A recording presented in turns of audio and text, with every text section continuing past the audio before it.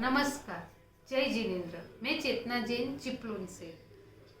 इस कोरोना जैसी वैश्विक महामारी के चलते आज हमारा देश और पूरी दुनिया लॉकडाउन के विकट दौर से गुजर रहा है। देश और दुनिया की आर्थिक और सामाजिक व्यवस्था पे भी बहुत बड़ा असर पड़ रहा है। आज इस लॉकडाउन में इंसान कैद है और पंछी आज़ाद घूम सकते हैं। लॉकडाउन में आपने क्या सीखा, इस विषय पर आज मुझे कुछ अपने विचार व्यक्त करने का मौका मिला है। इस लॉकडाउन में हमें बहुत कुछ सीखने को मिला है। हम अपनी ज़रूरियातों को कम करके कैसे कम खर्च में घर भी चला सकते हैं और अपना जीवन निर्वाह भी कर सकते हैं, क्योंकि इस लॉकडाउन में जहाँ सब होटल रेस्टोरेंट बंद है, कोई ऑनलाइन खाना ऑर्डर भी नहीं कर सकता, तो सब नए नए पकवान घर पे ही बनाने का मौका मिला, जिससे हर हाउसवाइफ को इस लॉकडाउन में मास्टर शेफ हो ऐसी फीलिंग्स होने लगी और अपने परिवार को कुछ नया बना के खिलाने का आनंद ही कुछ और होता है। इस लॉकडाउन में टीवी सीरियल्स, प्रोग्राम, सिनेमाघर सब बंद है, तो सबको परिवार के साथ बैठने का मौका मिला।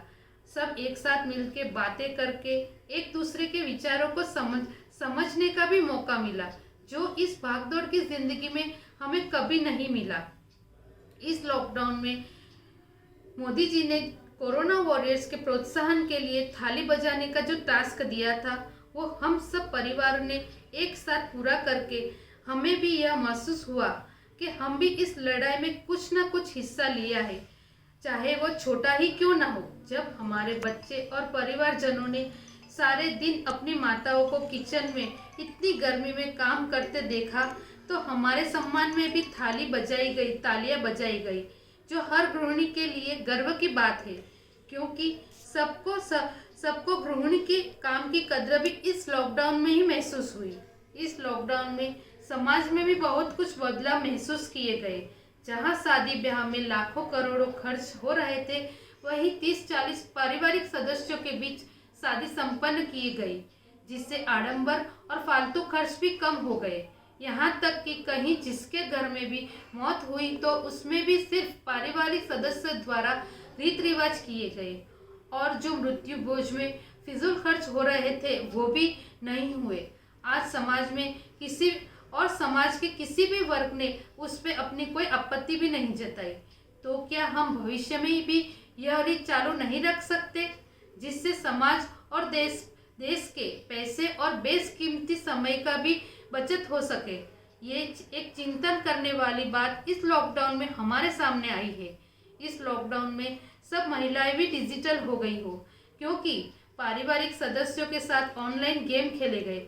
दूर दूर रहने के बाद भी सब साथ होने का एहसास हुआ। नए नए परीक्षाओं के उपक्रम भी ऑनलाइन के माध्यम से हुए।